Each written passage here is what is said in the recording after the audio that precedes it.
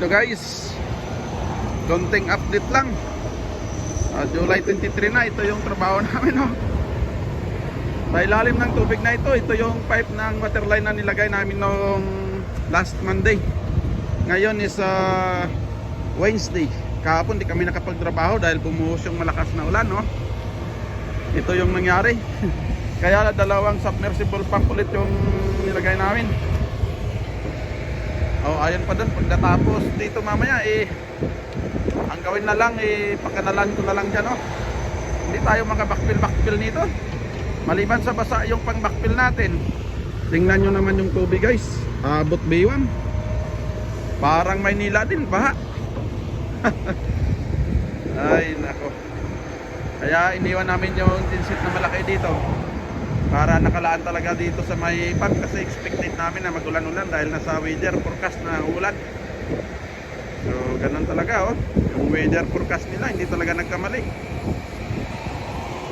Umuwi kami nung Monday ng hapon, yung latest video natin na nabasa ng ulan.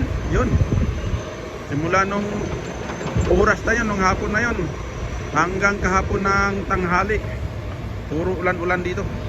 Kaya attire natin ngayon, nakaputa tayo ulit. Matubig. So ganito lang talaga guys, wala tayong magawa. Panahon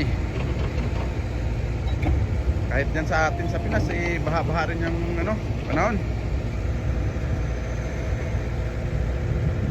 So ang gawin natin ngayon, mag-pump tayo nitong tubig ng buong araw.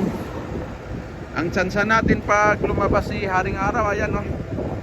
Medyo cloudy ng konti, pero parang may chance na lalabas yung araw mamaya. At saka windy ngayong umaga, so malaking tulong na mag-dry yung pangbakpil natin na lupa na yan.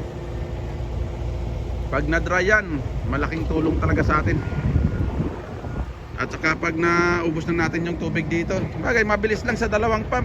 Halos isang dangkal na yung na pump namin. Wala pa namang isang oras na pagpapump So ganyan guys. Medyo wetland dito, kanal ayan, oh. So konting tiis lang, ganun lang talaga sa trabaho. By the time na lalabas na naman na yung araw at matuyo yung pang backfill natin, tuloy-tuloy na yan. So ayan guys, update lang ng konti. Hanggang dito na lang. Maraming salamat at bye bye. See you ulit sa next vlog natin.